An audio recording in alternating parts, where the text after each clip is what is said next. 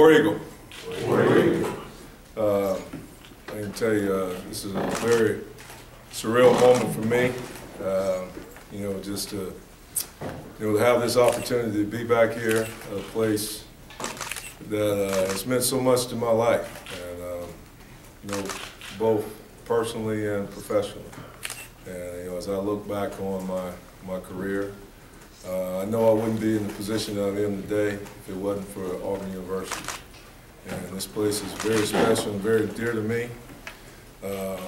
Just looking out here and seeing my teammates that are here, I don't know, it's a humbling experience. I was telling my wife, when we were flying out this morning, I was just thinking about, my dad, and I lost my dad, May 17, 2009. And my teammates, they know what a big Auburn fan he was, and he loved Mr. Earl, he loved Auburn. He'd come down here and tailgate all the time, and I was like, I know he's riding around heaven today in this blue truck with his Auburn flags, they're flowing, and he's tooting his horn, yelling War Eagle, and messing with all them Alabama fans up there, pissing them off. So I know it will be a very proud moment, for him, and to see me, get here. And it's, just coming from Leeds, Alabama, it's, never thought I would be in this position, so just feel blessed. And, been gone from here 17 years. I was telling Jay that today. This is the first time I've been in this building in 17 years. And, 17 long years.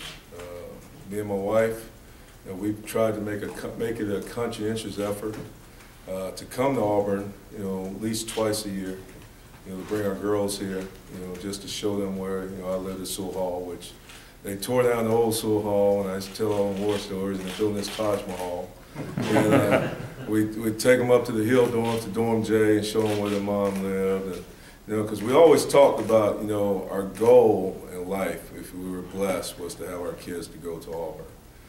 No matter where I was coaching, I really wanted my children to go to Auburn. I wanted that legacy to continue. So, so we've been on this campus, and it's ironic, my girls actually got the opportunity to go to their first Auburn game this year in Jordan-Hare Stadium. So Kim brought the girls over this year, and they went to their first game, and it's been good. So, but just had an opportunity. Was at the University of Georgia for 15 years, was at Tennessee prior to that for 2 years, and I had an opportunity to work for some great coaches. Coach Dye, who I look to as a second father. I know it takes my wife to tell this story, and just to tell you how important Coach Dye was in my house, and in my grandparents' house, and in Leeds, Alabama. When you go to an African-American home, you look on the mantle, you can tell, you usually got a picture of Jesus, you got a picture of Martin Luther King, and then in the middle you have Pat Dye. And sitting at my grandmother's house. That's where he was up there with Jesus and Martin Luther King and Pat Dye. And so he was in some, heavy company. So, he has definitely meant a lot to me. I definitely love Coach Dye. I think every one of these young men will tell you that. I think he helped make us the men that we are today. And we are very appreciative of that for what he did, and all the coaches and all the people that molded us. And when I had the opportunity to come back here, it was just an opportunity for me to give back to something that I feel that has given me so much. And I have another friend of mine, we were talking about this the other day, because I've been in some serious counseling, trying to, come to this decision and wrestling with it on what to do. And I was talking to a good friend of mine, and I said, you know what? I said, hey man, I pull for Auburn, 364 days a year. It's just that one day when we play them, that's the only time I don't pull for Auburn.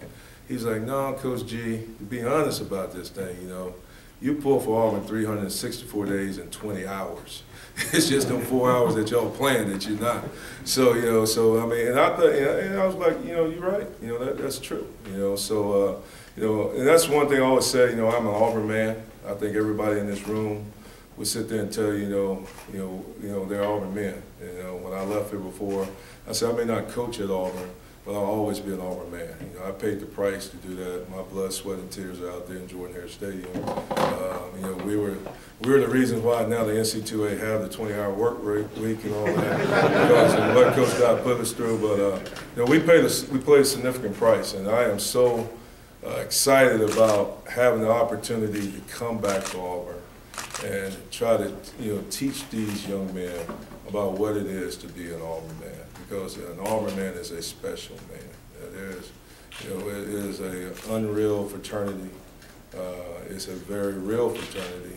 All my brothers, you know, whether, you know, I seen them, you know, last week or 10 years ago, you know, we have the same love for one another as we had, you know, when we played here, you know, back in the 80s. So, you know, it's just an honor, and I'm just so humbled, you know, by this opportunity, and I can't wait to roll my sleeves up and go to work.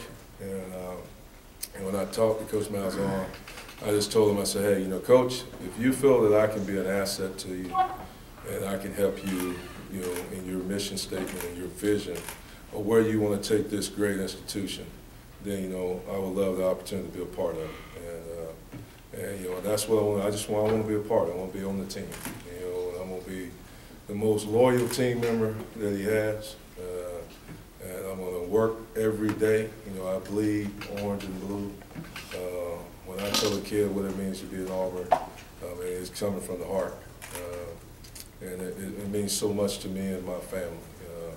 My girls, you know, they're a little different. They know what Auburn is. They knew that the dad and the mom wanted them to go to Auburn, but, you know, they've been in Georgia, you know, so long. You know, we got to transition them a little bit. You know, so I got a 10th grader. You know, that, you know, she's going to be a junior. You know, and to be honest with you, you know, for some reason, you know, God blessed me with all girls. I don't know. I thought I was a pretty good guy when I was in college. I guess that might be up for some debate right now, but, you know, I've got 6 daughters.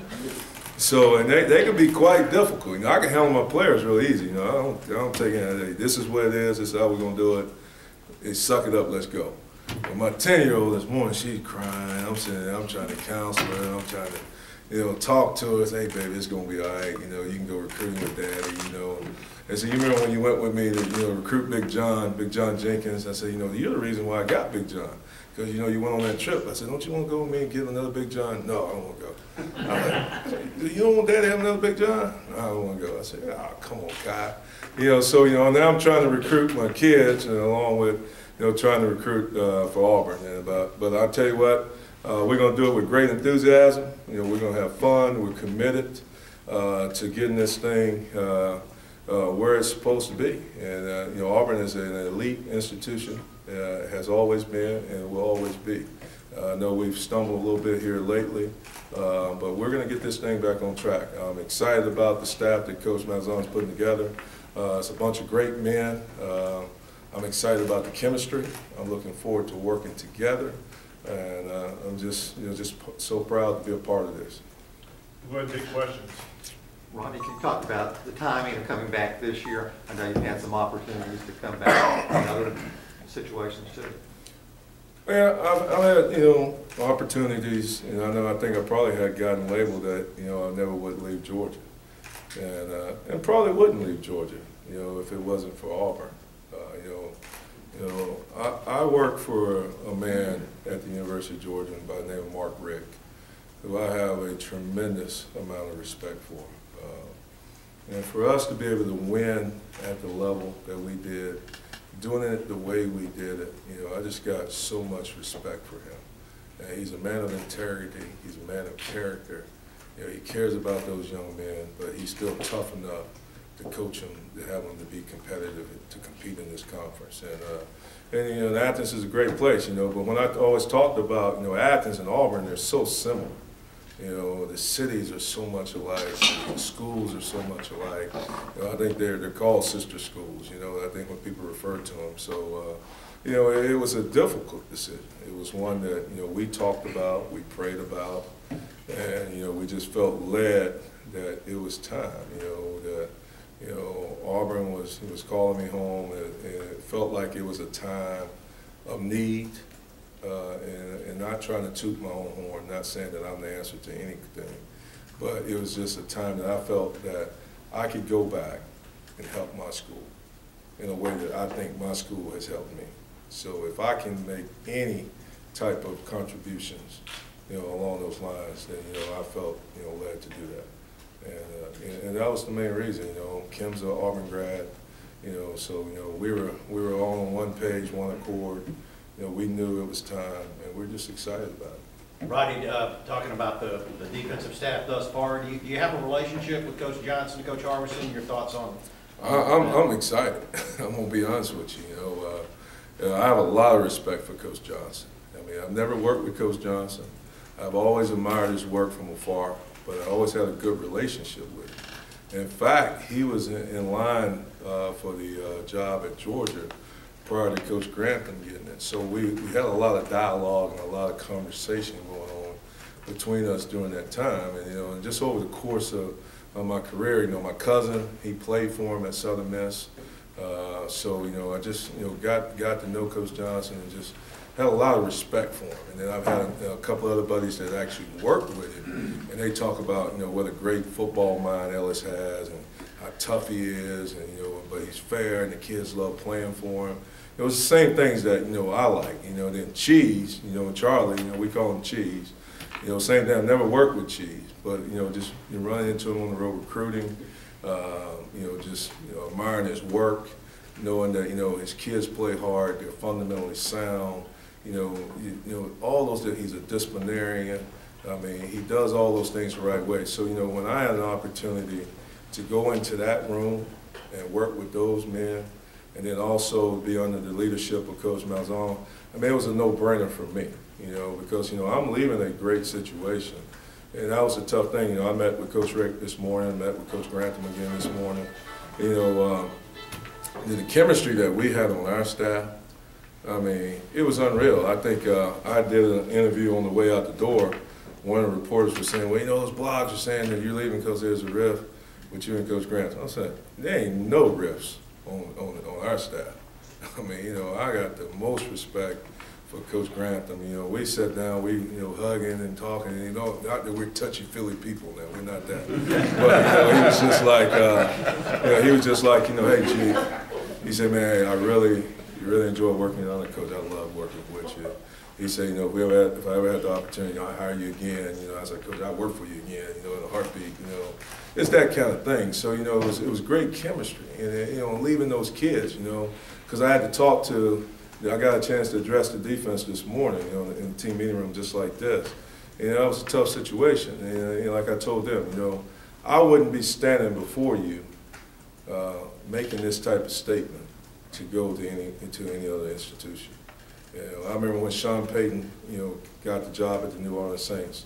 He came and tried to hire me, and not that I think, right now I didn't want to coach in pro ball at that time, but, it's after Katrina and all that, but I just always came back and I knew I didn't want to leave those kids, and as difficult as it was this morning to stand up there and tell them that I was leaving, at the same time it felt so good knowing where I was leaving Georgia but coming to Auburn, and I'm coming home, and, and this is not a stopover, my goal is to be here and finish out my career, and not that I want to get somewhere and be complacent, because that's not it.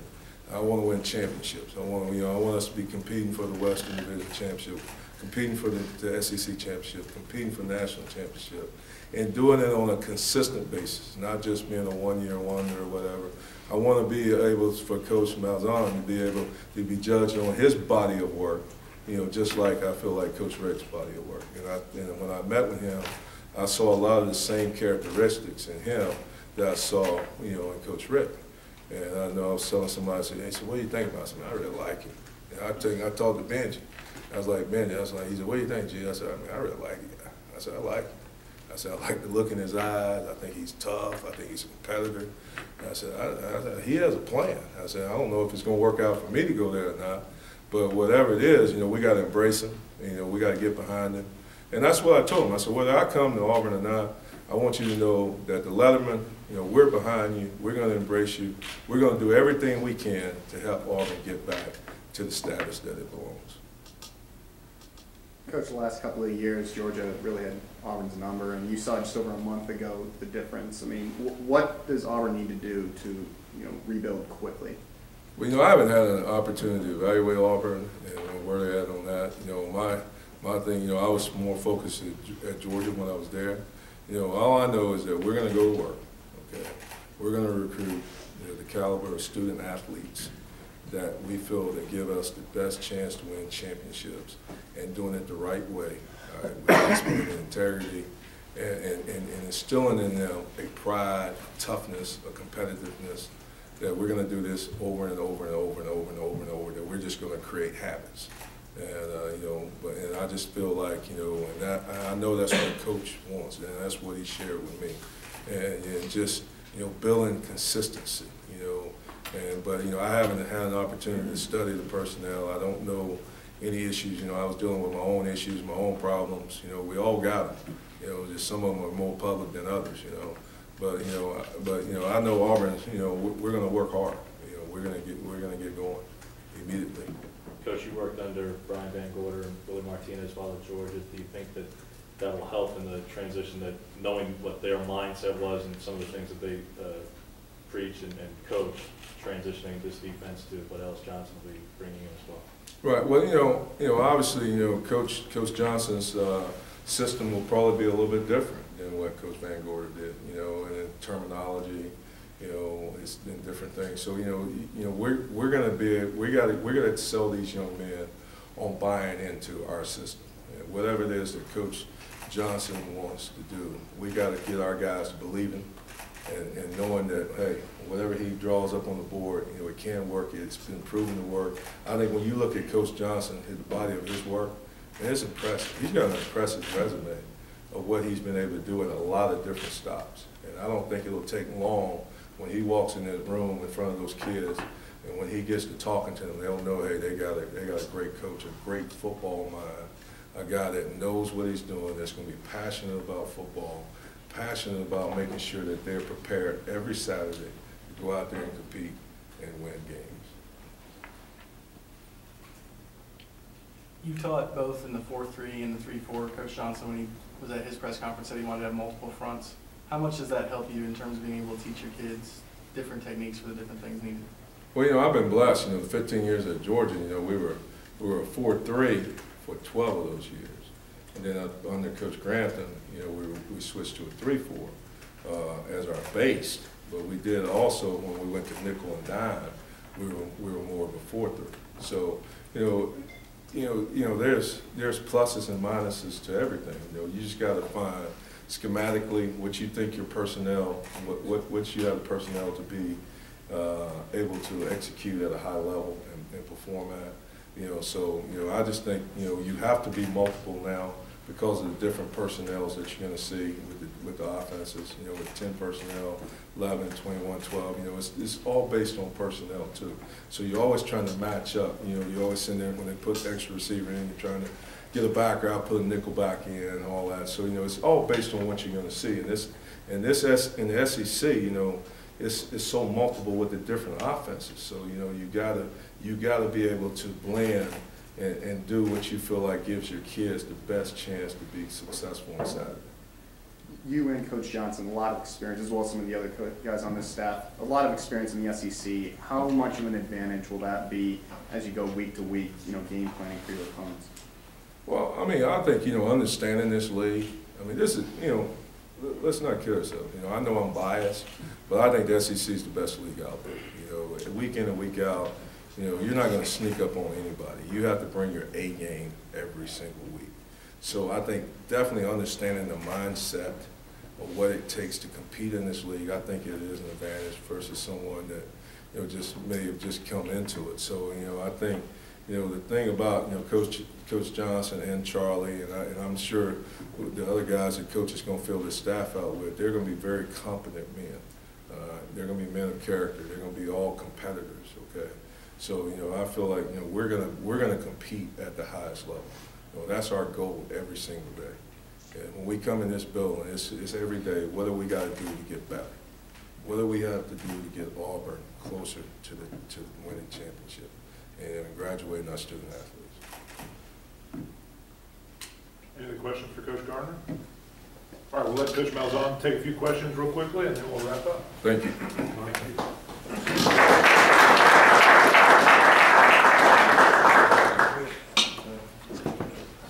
Guys, when you're talking with Coach Garner, his enthusiasm for Auburn is very obvious, of course, it came through today.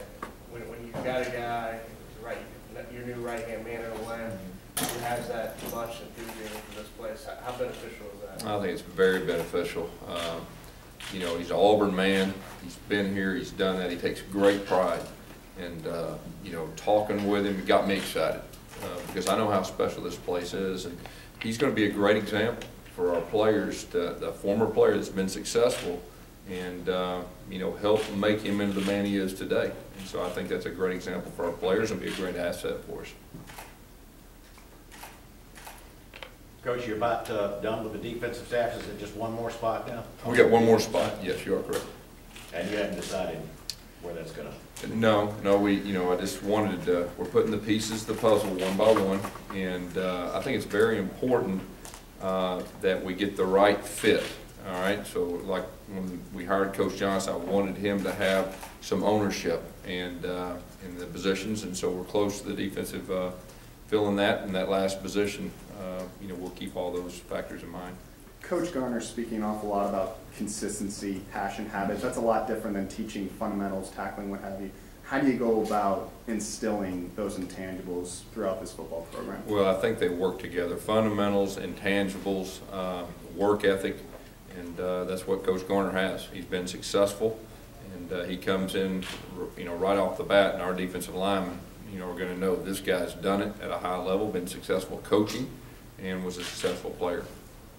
So on defensive staff, you could possibly hire another defensive backs coach or maybe a linebacker. We have a little flexibility there, and we're just trying to find the right fit, and we'll get that done in the near future. And some schools even have 2 defensive line coaches. Is that a possibility? You know, right now, you know, Coach Johnson's trying to figure out what is the best fit, and but we do have one left on the defensive side. Coach, unrelated to this, Christian Westerman transferred. Any comment on that situation? Any other players? Can you comment on any other players that requested? We released Christian, and we wish him nothing but the best. Have you heard from Corey Lemonnier? Anything about coming back? Yes, I had some conversations with Corey, and we'll have some more, and we'll try to figure out, you know, what's best for his future, you know, once we get all the factual information. You know, you can't speak specifically about, you know, any individual recruits or anything, but just how has that gone? You know, what's been the reactions, you know, in your first 2 weeks going about that process? Well, there's been a lot of good conversations. Like I said before, I was very familiar with the offensive recruits, the defensive recruits. You know, they've been waiting on who their coaches are and just trying to develop those relationships. And so we're still in that relationship building mode right now. Take a few more. All right, Coach. All right. Thank you. Appreciate it.